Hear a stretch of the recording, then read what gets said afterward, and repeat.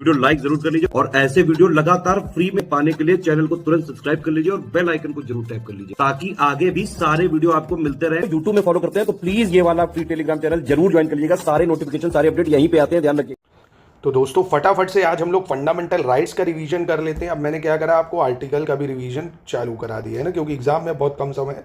तो जो ज्ञान मिलता जा रहा है उसको फटाफट से लेते जाओ। सारे एग्जाम के जितने भी देखिए 200 सवाल आने, सारे में आपको इंपॉर्टेंट टॉपिक 200 जो है जल्दी से पूरे रिवीजन कराऊंगा सबके, चाहे वो ज्योग्राफी हो, इन्वायरमेंट हो, पॉलिटी, पूरी आर्टिकल अमेंडमेंट, सब कुछ इंपॉर्टेंट चीज़। तो बिना देरी के सबसे पहले देखिए मौलिक अधिकार, आपको पता है भैया 6 मौलिक अधिकार दिए गए हैं। इससे पहले जो है 7 मौलिक अधिकार थे। जो संपत्ति का अधिकार है, प्रॉपर्टी का अधिकार, उसको 44 कॉन्स्टिट्यूशन अमेंडमेंट 1978 से आर्टिकल 300A में डाल दिया गया है। किसमें? आर्टिकल 300A में। अब ये विधिक अधिकार है, यानी लीगल राइट है, फंडामेंटल राइट नहीं है ना, याद रखिएगा इसको। तो 6 फंडामेंटल राइट है, आर्टिकल 12 से 35 में पार्ट 3 में दिए हुए हैं। राइट टू इक्वालिटी यानी समानता का अधिकार 14 से 18 में है, डिटेल में भी अभी डिस्कस करेंगे। तो राइट टू इक्वालिटी किस में है? 14 से 18 में समानता का अधिकार। राइट टू फ्रीडम यानी स्वतंत्रता का अधिकार 19 से 22 में दिया हुआ है, अनुच्छेद 19 से 22 में। राइट अगेंस्ट एक्सप्लॉयटेशन यानी शोषण के विरुद्ध अधिकार अनुच्छेद 23-24 में हमें दिया हुआ है। धार्मिक स्वतंत्रता का यानी फ्रीडम ऑफ रिलीजन हमें 25 से 28 में दी हुई है। कल्चरल एंड एजुकेशन राइट यानी स्वतंत्रता शैक्षिक और सांस्कृतिक जो अधिकार है 29-30 में दिया है। राइट टू कॉन्स्टिट्यूशनल रेमेडीज हमें 32 में दिया हो, यानी संवैधानिक उपचार का अधिकार अनुच्छेद 32 में दिया है। 5 तरह की रिट जो दायर होती हैं, ठीक। तो फिर से एक बार देख लो, समानता का अधिकार 14 से 18 या right to equality. Right to freedom यानी स्वतंत्रता का अधिकार 19 से 22। शोषण के विरुद्ध अधिकार राइट अगेंस्ट एक्सप्लॉयटेशन 23-24। धार्मिक स्वतंत्रता का यानी राइट टू फ्रीडम 25 से 28। कल्चरल एजुकेशन राइट यानी सांस्कृतिक और शैक्षिक अधिकार जो है 29-30। संवैधानिक उपचार का अधिकार कॉन्स्टिट्यूशनल रेमेडीज आर्टिकल 32, ठीक है। अब सबसे पहले अनुच्छेद 12 का रिवीजन कर लेते हैं। अनुच्छेद 12 राज्य की परिभाषा देता है। राज्य जो भारत में 28 राज्य हैं वो नहीं है ना। डेफिनेशन ऑफ स्टेट का मतलब है कि जितनी भी भारत की सरकारी चीज़ें हैं ना, मतलब भारत के अंतर्गत जितनी भी सरकारी चीज़ें हैं, चाहे वो आप ये समझो संसद है हमारी, ठीक है, विधानसभाएं हैं, विधान परिषद हैं, सेल गेल भेल, SBI RBI, मतलब समस्त सरकारी चीज़ें वो स्टेट के अंतर्गत आती हैं। अब हमने ऐसा क्यों बनाया? क्योंकि हमने फंडामेंटल राइट में रखा है कि कोई भी स्टेट, मतलब कोई भी गवर्नमेंट चीज़ हमारे फंडामेंटल राइट नहीं छीन सकती है ना, और कोई भी प्राइवेट बॉडी जिसमें सरकार का इंटरफेयर है वो भी स्टेट में आ जाएगा, ठीक है। तो ये है मेनली। तो आर्टिकल 12 में राज्य की परिभाषा दी गई है। तो भारत सरकार, संसद, राज्यों की सरकारें, सभी स्थानीय प्राधिकरण यानी नगर पंचायत, तो आसान शब्दों में बताया सभी गवर्नमेंट की चीज़ें है ना। तो सभी गवर्नमेंट की चीज़ें भारतीय संविधान के मौलिक अधिकारों का उल्लंघन करने के आरोप में अदालतों में हम इनकी चुनौती दे सकते हैं, इसलिए हमने आर्टिकल 12 में राज्य को रखा है। तो आर्टिकल 12 और आर्टिकल 36 जो अभी हम DPSP में भी पढ़ेंगे, इन दोनों ही में राज्य की परिभाषा दी है। तो आपके आर्टिकल 12 और 36 दो आर्टिकल आराम से तैयार हो गए। अब इसके बाद आर्टिकल 13 आता है। आर्टिकल 13 क्या कहता है, ध्यान से सुनिएगा। लॉ इनकंसिस्टेंट विद और in derogation of fundamental right shall be null and void, यानी मौलिक अधिकारों से असंगत या उनका अपमान करने वाले कानून। और मैं अपने आसान शब्दों में अगर कहूँ तो मौलिक अधिकारों का अगर कोई भी कानून उल्लंघन करता है तो उनको उस कानून को रद्द कर दिया जाएगा। रद्द कौन करेगा भाई? क्या हम तुम रद्द करेंगे? सुप्रीम कोर्ट रद्द करेगा। यानी आर्टिकल 13 में न्यायिक समीक्षा की बात करी गई है। न्यायिक समीक्षा का मतलब क्या हो गया? Judicial review. तो जुडिशियल रिव्यू जो शब्द है कि सुप्रीम कोर्ट हर एक कानून को रिव्यू करेगा कि हमारे मौलिक अधिकार तो नहीं खत्म हो रहे हैं, ये चीज़ इसमें दी गई है। और करेगा कैसे? तो देखो, जुडिशियल रिव्यू का पावर सुप्रीम कोर्ट को अनुच्छेद 32 के थ्रू है ना, रिट पावर जो होती है, और हाई कोर्ट को आर्टिकल 226 के थ्रू है ना। अनुच्छेद 32 से सुप्रीम कोर्ट को, अनुच्छेद 226 से हाई कोर्ट को। तो समझ गए ना कि कोई भी कानून अगर हमारे फंडामेंटल राइट को छीनता है तो उसको खत्म कर दिया जाएगा। तो और एक शब्द ये भी आता कि कानून क्या है भाई? कानून जो संसद बनाती है वो कानून है, जो विधानसभाएं बनाती हैं वो भी कानून है, राज्यपाल कोई अध्यादेश पारित करता है वो कानून है, गवर्नर यानी है ना, प्रेसिडेंट कोई अध्यादेश पारित करता है यानी प्रेसिडेंट कोई ऑर्डिनेंस लाता है वो भी क्या है? एक कानून है ना। तो ये सब कानून है। कोई भी चीज़ अगर आपके फंडामेंटल राइट छीन रही तो काट दिया जाएगा। तो यहाँ पे एक सवाल उठा, क्यों ना संविधान में संशोधन करके, कॉन्स्टिट्यूशन अमेंडमेंट करके फंडामेंटल राइट छीन लें। तो सुप्रीम कोर्ट यहाँ तो फंस गया, अरे यार ये क्या हो गया? कॉन्स्टिट्यूशन अमेंडमेंट तो आर्टिकल 368 में दिया हुआ है, तो सुप्रीम कोर्ट ने कहा नहीं, कॉन्स्टिट्यूशन अमेंडमेंट भी क्या है, कॉन्स्टिट्यूशन अमेंडमेंट पहले था इज नॉट अ लॉ, है ना। पर फिर केशवानंदा भारती केस आया 1973 में, तो इसने कहा नहीं, कॉन्स्टिट्यूशन अमेंडमेंट भी एक लॉ है, अगर ये भी हमारे फंडामेंटल राइट को छीनता है तो हम इसको भी निरस्त कर देंगे। तो आसान शब्दों में ये जान रखिए कि संविधान संशोधन भी एक कानूनी है जो 368 में आता है। अगर आपके फंडामेंटल राइट कॉन्स्टिट्यूशन अमेंडमेंट से छीन रहे हैं, जैसे मान लो सरकार लेके आई CAA, है ना, अगर ये कॉन्स्टिट्यूशन अमेंडमेंट से लाई है, अगर आपके फंडामेंटल राइट छीनेंगे तो सुप्रीम कोर्ट इसको नल एंड वॉइड कर देगी। समझ गए, ये है आर्टिकल 13 में। अब देखते हैं समानता का अधिकार। तो समानता का अधिकार सबसे पहले आता है equality before law, equal protection of law. ठीक, equality before law, equal protection of law, यानी विधि के समक्ष समानता और विधियों का समान संरक्षण। विधि के समक्ष समानता ये हमने कहाँ से लिया है, ब्रिटेन से लिया है, ठीक, और विधियों का समान संरक्षण ये हमने अमेरिका यानी US से लिया है। बस इतना याद रखो। अब ये तो पता ही है, कानून के सामने सब बराबर होते हैं और विधि का सबको समान संरक्षण मिलेगा। अब ये नहीं किसी अमीर ने किसी गरीब को ठोक दिया, मार डाला, अब गरीब के पास पैसा भी नहीं है वकील करने का, है ना, अमीर तो महंगा वकील कर रहा है तो सरकार उसको वकील देगी, है ना। यहाँ ये नहीं कहा जा सकता कि इसको सरकार क्यों दे रही, मुझे क्यों नहीं दे रही, समान संरक्षण दिया जाएगा, है ना। Unequal should be treated as equals, है ना। तो आसान शब्दों में प्रीलिम्स के लिए इतना याद रखो, 14 विधि के समक्ष समानता और विधियों का समान संरक्षण, यानी equality before law and equal protection of law, ठीक है। फिर आता है 15 में कुछ आधारों पर भेदभाव का निषेध, prohibition of discrimination on certain ground. अब वो ग्राउंड कौन कौन से हैं भाई, रिलीजन है, रेस है, कास्ट है, सेक्स और प्लेस ऑफ बर्थ, यानी धर्म के आधार पर भेदभाव नहीं होना चाहिए, नस्ल के आधार पर, जाति के आधार पर, लिंग और जन्म के स्थान, यानी 5 चीज़ दी हुई हैं सिर्फ, है ना। कौन कौन सी, religion, race, caste, sex, place of birth. तो आप कहोगे सर हाइट के भी आप यहाँ कर सकते हो, देखो पुलिस में कहते नहीं है इतनी हाइट हो तभी फॉर्म भरो, है ना, तो उस पर कर सकते हो, इन 5 ग्राउंड पे नहीं कर सकते हैं। फिर सार्वजनिक रोजगार में अवसर की समानता, equality of opportunity in matter of public employment, यानी कोई भी सरकारी नौकरी निकली सभी लोग भर सकते हैं। तो आप कहोगे सर बिहार में अभी तो कह रहे हैं, पर अगर बिहार में कह रहे हैं ऐसा कानून लाएंगे कि सिर्फ बिहार वाले ही भर सकते हैं, हाँ इसके लिए एक स्पेशल सा कानून बनाना पड़ेगा। तो यहाँ क्या कानून फंडामेंटल राइट को हार्म करेगा, नहीं करेगा।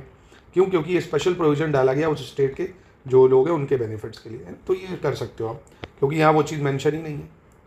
फिर है एबोलिशन ऑफ अनटचेबिलिटी, अस्पृश्यता का उन्मूलन अनुच्छेद 17 में है, और उपाधियों का उन्मूलन अनुच्छेद 18 में है। जैसे मैं रणछोड़ दास, राजा महाराज दास, ये सब नहीं ले सकता, है ना, मतलब मैं ऐसे टाइटल नहीं लिख सकता जैसे कोई अवार्ड मुझे मिला है ना, पद्मश्री हो, पद्म भूषण हो, भारत रत्न हो, मैं अपने नाम के आगे नहीं लगा सकता कि भारत रत्न सचिन तेंदुलकर, ये सब नहीं, वो अलाउ नहीं। हाँ मैं इंजीनियर, डॉक्टर, कर्नल, ब्रिगेडियर ये सब लगा सकता हूँ, ठीक है। तो ये एबोलिशन ऑफ टाइटल में समझ गए। 14 विधि के समक्ष समानता, विधियों का समान संरक्षण, यानी equality before law, equal protection of law. Prohibition of discrimination, यानी कुछ आधारों पर भेदभाव पर निषेध। इक्वालिटी ऑफ अपॉर्चुनिटी, यानी सार्वजनिक रोजगार में अवसर की समानता, अस्पृश्यता और उपाधियों का उन्मूलन, यानी एबोलिशन ऑफ टाइटल, ठीक है। अब देखते हैं स्वतंत्रता का अधिकार, यानी राइट टू फ्रीडम। तो स्वतंत्रता का अधिकार अनुच्छेद 19 से 22 राइट टू फ्रीडम दिया हुआ है। अब सबसे पहले देखते हैं राइट अंडर 19, यानी 6 अधिकार जो हमें अनुच्छेद 19 में मिले हैं। कौन कौन से 6 अधिकार हैं पहले वो देख लो। Freedom of speech and expression, यानी वाक एवं अभिव्यक्ति की स्वतंत्रता, बोलने की आज़ादी, है ना। फ्रीडम ऑफ असेंबली, एकत्र होने की स्वतंत्रता बिना हथियारों वगैरह के, है ना। फ्रीडम ऑफ एसोसिएशन, संघ बनाने की शक्ति, स्वतंत्रता। फ्रीडम ऑफ मूवमेंट, यानी आवागमन की स्वतंत्रता। फ्रीडम ऑफ रेसिडेंस, कहीं भी निवास करने की स्वतंत्रता। फ्रीडम ऑफ प्रोफेशन, पेशे की स्वतंत्रता। व्यापार की स्वतंत्रता, यानी कौन कौन से 6 राइट हैं। Freedom of speech and expression, freedom of assembly, freedom of association, freedom of movement, freedom of residence और फ्रीडम ऑफ प्रोफेशन। यानी देखो आसान शब्दों में कहो तो आप कुछ भी बोल सकते हो, कुछ भी बोलने का मतलब अभद्र चीज़ें वो थोड़ी बोल सकते हो, मानहानि थोड़ी कर सकते हो, गाली थोड़ी दे सकते हो, है ना। वाक एवं अभिव्यक्ति की स्वतंत्रता है। फिर आप कहीं भी एकत्र हो सकते हो भैया पीसफुली, बिना हथियारों के। कोई भी संघ बना सकते हो, आवागमन कर सकते हो, क्रोनोलॉजी में याद होना चाहिए, ठीक है। और निवास कर सकते हो कहीं भी, और पेशे की स्वतंत्रता है, ठीक है। ये 19 में है। फिर एक बहुत अच्छा आर्टिकल है अनुच्छेद 20 या article 20, protection in respect of conviction for offence, मतलब अपराधों के लिए दोष सिद्धि के संबंध में संरक्षण। ये नहीं कि सरकार किसी भी आरोपी को, मतलब किसी भी आरोपी व्यक्ति को मनमाने और अत्यधिक दंड से सुरक्षा प्रदान करती है, ये नहीं उसको कुछ भी दंड दे दो, चाहे वह नागरिक हो या नहीं हो, है ना। इसमें 3 प्रावधान दिए गए हैं। क्या समझे आप, protection in respect of conviction for offence. भाई चांद मान लीजिए आपसे कोई गुनाह हुआ है या आपको संदेह के बल पे पकड़ा गया, तो आपको पूरी जो है सुविधा मिलेगी अपने आप को निर्दोष साबित करने के लिए। तो इसी के लिए पहला अनुच्छेद है 20 क्लॉज 1 में पूर्वव्यापी आपराधिक कानूनों के विरुद्ध संरक्षण, यानी protection against retrospective criminal legislation. मतलब मान लीजिए आपका चालान हुआ था, आपने गाड़ी चलाई बिना हेलमेट के, ठीक, 2020 में। अब सरकार कानून ले आई 2024 में कि हेलमेट के बिना जो चलेगा 5,000 का चालान है, और आपका चालान पिछले 1,000 का पड़ा है, तो अब आपको ये नहीं कह दे कि नहीं वो 5,000 बढ़ो। यानी अब से जो कानून लगेगा वो प्रेजेंट टाइम में आप कर रहे हो तभी माना जाएगा, है ना।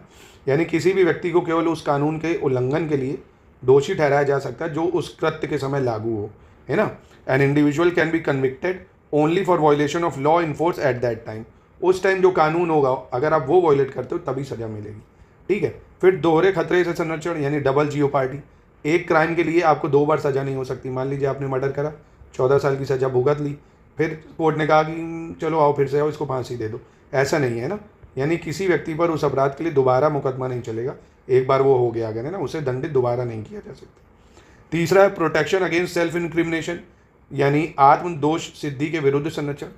किसी अपराध के आरोपी व्यक्ति को स्वयं के विरुद्ध गवाह बनने के लिए बाध्य नहीं किया जाएगा कि जबरदस्ती की कबूल कर। देखिए आपसे कोई क्राइम हुआ है, ठीक, आप सीधा पुलिस में कहो नहीं मैंने नहीं किया है, ये पुलिस के ऊपर बर्डन आता है कि वो उस क्राइम को प्रूव करे, आपके ऊपर नहीं आएगा, है ना, कि ज़बरदस्ती आपको कहे कि नहीं पेश करो क्या है, वो कानून के विरुद्ध है। तो प्रोटेक्शन मिलती इसमें भी है ना, protection against self incrimination, double jeopardy और प्रोटेक्शन अगेंस्ट रेट्रोस्पेक्टिव, यानी पूर्वव्यापी आपराधिक कानूनों के विरुद्ध संरक्षण।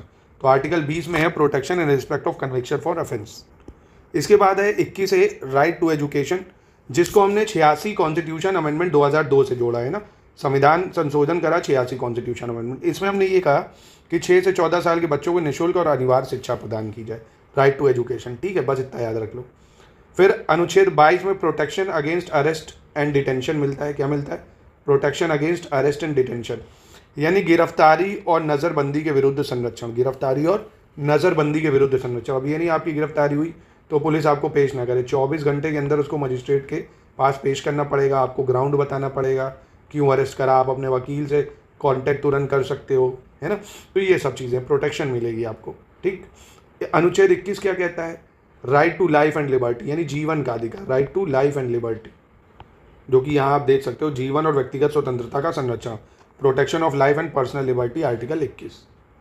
फिर आता है शोषण के विरुद्ध अधिकार, अनुच्छेद 23-24 में, यानी right against exploitation, right against exploitation 23-24। 23 कहता है prohibition of traffic in human being and force labour, यानी मानव तस्करी बलात्श्रम, मानव तस्करी बलात्श्रम, यानी यह प्रावधान मानव तस्करी और जबरन काम कराना, बिना पैसे के काम कराना, है ना, जिसको बेगार बोलते हैं, ये सब नहीं कर सकता। ह्यूमन की सेल परचेजिंग नहीं हो सकती, खरीद बिक्री नहीं हो सकती, यह अनुच्छेद 23 में है। अनुच्छेद 24 कहता है employment of children in factories, prohibit employment of children in factories, यानी कारखानों में बच्चों के रोजगारों पर प्रतिबंध लगाता है अनुच्छेद 24, है ना, कारखानों में। और ये 14 वर्ष से कम आयु के बच्चों के लिए है सिर्फ, है ना, कारखाने हैं, खादान हैं, अन्य खतरनाक गतिविधियां हैं उन पे। पर हाँ, किसी भी हानिकारक या निर्दोष काम में उनके काम पर रोक नहीं है, ठीक है। 14 साल तक के बच्चों का, 14 वर्ष या उससे कम आयु, क्योंकि 6 से 14 साल के बच्चों को भाई राइट टू एलिमेंट्री एजुकेशन दी गई, ये पढ़ो भैया, है ना। तो याद रखना, शोषण के विरुद्ध अधिकार में 23 में है मानव तस्करी बलात्श्रम, ह्यूमन ट्रैफिक, फोर्स लेबर और prohibition of employment of children, यानी कारखानों में बच्चों के रोजगार पर प्रतिबंध, ठीक है। चलिए अब 25 से 28 देखते हैं, जिसमें धार्मिक स्वतंत्रता का अधिकार है 25 से 28 में। तो अनुच्छेद 25 इंपॉर्टेंट इस बार पूछ सकता है, ये कहता है freedom of conscience, free profession, practice, propagation of religion. मतलब conscience, free profession, practice, propagation, Hindi में अंतःकरण की स्वतंत्रता, धर्म की अबाध मान्यता, आचरण और प्रचार प्रसार, है ना। अंतःकरण की स्वतंत्रता, धर्म की अबाध मान्यता, आचरण और प्रचार प्रसार, यानी फ्रीडम ऑफ कंसाइंस का मतलब यहाँ ये है कि व्यक्ति जो है ईश्वर और अन्य प्राणियों के साथ अपने रिश्तों को अपनी इच्छा अनुसार आकार दे सकता है ना, यानी वो जैसे रिश्ते ईश्वर से रखना चाहे मन में वो वैसे रख सकता है। सरकार ने कहा कि नहीं इनको माता मानो, इन भगवान को ही आप मानो, ऐसा कुछ नहीं, आपको जो मानना है मानो। राइट टू प्रोफेस, यानी पेशे का अधिकार, to declare one's religious believe and faith openly, यानी अपने जो धर्म है उसको आप फ्रीली प्रचार प्रसार कर सकते हो ना। वो क्या कर सकते हो? प्रचार प्रसार कर सकते हो। कैसे? जैसे देखो सरदार पगड़ी बांध के करते हैं, है ना, पंडित जनेऊ पहन के करते हैं, तो इन सब पे रोक नहीं है, आपको जो करना है। मुस्लिम देखो टोपी लगाते हैं, तो आप पे को अधिकार है। अभ्यास का अधिकार, यानी आप देखो प्रैक्टिस कर सकते हो, कोई भी रिलीजियस हवन करते हो, जागरण करते हो, ये सब, ठीक है। राइट टू प्रोपोगेट, अपने धर्म का क्या करो आप? प्रचार करो, प्रचार करने का अधिकार है। अपनी धार्मिक मान्यताओं को दूसरे तक पहुंचाने के लिए आप प्रचार कर सकते हो भाई, किसी भी तरह का, ठीक है। तो freedom of conscience, free profession, practice, propagation of religion, article 25। फिर अगला है 26, freedom to manage religious affairs, यानी धार्मिक मामलों के प्रबंधन की स्वतंत्रता। 25 में फ्रीडम टू मैनेज, फ्रीडम क्या है, conscience, free profession, practice, propagation of religion. 26 में कह रहा है कि freedom to manage religious affairs, यानी आप अपने धार्मिक मामलों को खुद ही प्रबंध करिए, ये आपको स्वतंत्रता है। अब देखो ना, हिंदू अपने धार्मिक मामले अपने हिसाब से देखते हैं, मुस्लिम अपने, सिख अपने, क्रिश्चियन अपने, है ना। यानी ये उनको अधिकार दिया हुआ है कि धार्मिक और धर्मार्थ उद्देश्यों के लिए संस्थाओं की स्थापना करें, उनका रख रखाव का अधिकार, धर्म के मामलों में अपने कार्यों का प्रबंधन का अधिकार, ये सब चीज़ें। फिर 27 क्या कहता है, freedom from taxation for promotion of religion, यानी धर्म के प्रचार के लिए कराधान से मुक्ति, किसी भी तरह का टैक्स नहीं लगाया जाएगा जब आप रिलीजन को प्रमोट कर रहे होंगे। पर हाँ, फीस ली जाएगी। आप देखते हो ना, फीस ली जाती है मंदिरों में, कुछ टोकन वोकन मिलता है या कुछ भी आपसे फीस वगैरह ली जा सकती है, कोई भी तरह का टैक्स नहीं लगता है मंदिरों वगैरह में ना। तो freedom of taxation for promotion of religion, धर्म के प्रचार के लिए कोई टैक्स नहीं है। Freedom from attending religious instructions, यानी धार्मिक शिक्षा में भाग लेने की स्वतंत्रता है ना, कि आप ले या ना ले। मान लीजिए आप इसके स्कूल में हनुमान चालीसा कराई जा रही है, आप मुस्लिम है तो आप मत लीजिए, कुरान पढ़ाई जा रही है, आप हिंदू है मत लीजिए, किसी भी तरह के धार्मिक इंस्ट्रक्शंस नहीं ले सकते हो आप, है ना। यानी पूर्णतया राज्य द्वारा पोषित संस्था है जो सरकारी हैं, धार्मिक शिक्षा पूर्णतः प्रतिबंध है ना, ये सरकारी के लिए institution Holi maintain by state, ये टर्म जरूर याद रखो, होली मेंटेन बाय स्टेट। पता चला प्राइवेट स्कूल में गए हो और कहा नहीं सर मुस्लिमों में हनुमान चालीसा नहीं पढ़ते, देगा कान के नीचे दो, समझ रहे हो। तो ये प्राइवेट स्कूल के नहीं, गवर्नमेंट के लिए है। Institution administered by state but establish under any endowment और ट्रस्ट, है ना। इंस्टीट्यूशन रिकॉग्नाइज बाय स्टेट और institution receiving aid from the state, ठीक है, यानी राज्य द्वारा प्रशासित लेकिन किसी बंदोबस्ती या ट्रस्ट के तहत स्थापित संस्थाएं, है ना। और राज्य द्वारा मान्यता प्राप्त संस्थाएं जितनी हैं वहाँ धार्मिक शिक्षा स्वैच्छिक आधार पर अर्थात व्यक्ति की सहमति से ही दी जाती है। और राज्य से सहायता प्राप्त करने वाली संस्थाएं जितनी हैं, तो कहने का मतलब ये, ठीक है, धार्मिक शिक्षा में भाग लेने से स्वतंत्रता। पर हाँ, यहाँ पे भी आप देखिए, अगर प्राइवेट स्कूल में भी आपको ज़बरन हनुमान चालीसा पढ़ाई जा रही तो ये आपके फंडामेंटल राइट के अगेंस्ट जाएगी। कौन से राइट के अगेंस्ट जाएगी आप ये कमेंट बॉक्स में मुझे बता सकते हो, है ना। तो ये हो गया आपका 25 से 28, ठीक, समझ गए होगे। अब चलिए 2 आर्टिकल और बचे। आर्टिकल 29 जो कि कल्चरल एजुकेशन राइट 29-30 डील करता है। 29 में protection of interest of minorities, ये आर्टिकल इस बार आ सकता है, बहुत न्यूज़ में रहा है। अल्पसंख्यकों के हितों का संरक्षण करता है, यानी अल्पसंख्यकों के हितों का संरक्षण मतलब नागरिकों के किसी भी वर्ग को जिसकी अपनी विशिष्ट भाषा है, लिपि है, संस्कृति है, उसे संरक्षित करेगा। किसी भी नागरिक को केवल धर्म, मूल वंश, जाति या भाषा के आधार पर राज्य द्वारा संचालित या राज्य के बाहर से सहायता प्राप्त करने वाले किसी भी शैक्षणिक संस्थान में प्रवेश से वंचित नहीं किया जाएगा। इसके बाद article 30, right of minority to establish and administer education institution, ये बहुत बड़ा एक फ्लॉ है यहाँ पे, यानी अल्पसंख्यकों को शैक्षणिक संस्थान स्थापित करने और उनका प्रशासन करने का अधिकार। यहाँ पे अल्पसंख्यक जैसे कोई यूनिवर्सिटी स्कूल बनाते हैं उसमें वो मेजॉरिटी जो रिलीजन है उनको मना कर सकते हैं, जैसे देखो AMU वगैरह, अलीगढ़ मुस्लिम यूनिवर्सिटी है ना। यानी यह प्रावधान अल्पसंख्यक हो, चाहे वो धार्मिक अल्पसंख्यक हो चाहे भाषाई, दोनों को अधिकार देता है कि अपनी पसंद के शैक्षणिक संस्थानों की स्थापना करें। जैसे देखो भाषाई के तौर पे ये लोग बनाते हैं, धार्मिक के तौर पे मदरसे हैं, और प्रशासन का अधिकार होता है उनको खुद ही अपने बच्चों को अपनी भाषा में शिक्षा देने का। यह ध्यान देने योग्य कि इस प्रावधान के तहत संरक्षण केवल अल्पसंख्यकों तक ही सीमित है और नागरिकों के किसी भी वर्ग तक विस्तारित नहीं है ना। पर अनुच्छेद 29 में ऐसा नहीं है।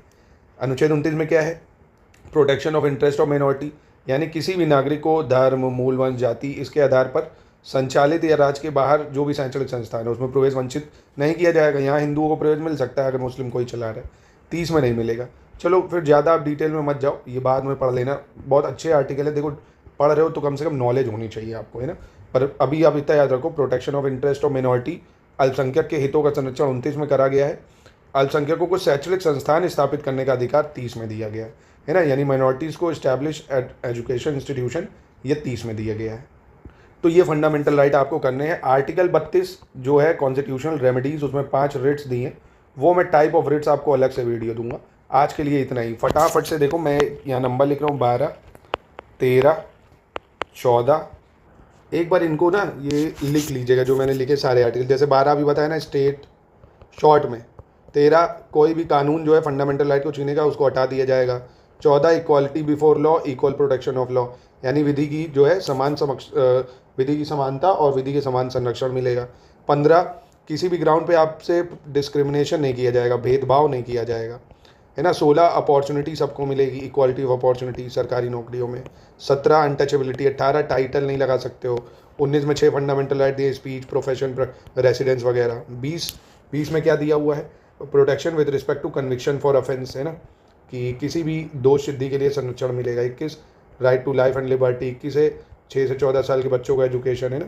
और 22 में आपको क्या दिया जाएगा, प्रोटेक्शन अरेस्ट और डिटेंशन से। तो इन सबको प्लीज़ लिख लो, 23, 24, 25, 26, 27, 28, 29, 30। बढ़िया फंडामेंटल राइट आपका रिकॉल हो गया। मज़ा आया तो बताइए। आर्टिकल सीरीज़ को ऐसे ही फटाफट से हम लोग बढ़िया तरीके से समझते हुए करेंगे ताकि ये आपके बहुत काम आए। ठीक, तो अगले वीडियो में मिलते हैं जिसमें हम लोग अब आगे के आर्टिकल DPSP को चर्चा करेंगे ऐसे ही। उसके बाद हम लोग प्रेसिडेंट के आर्टिकल, गवर्नर के आर्टिकल, पार्लियामेंट के आर्टिकल, PM के आर्टिकल, अटॉर्नी जनरल, कैग, मतलब सिर्फ जो इंपॉर्टेंट आर्टिकल होंगे उसको हम लोग फटाफट से रिवीजन कर लेंगे। तो कमेंट में सब लोग का लाइक और एक टिक ज़रूर बताइए, यस नो।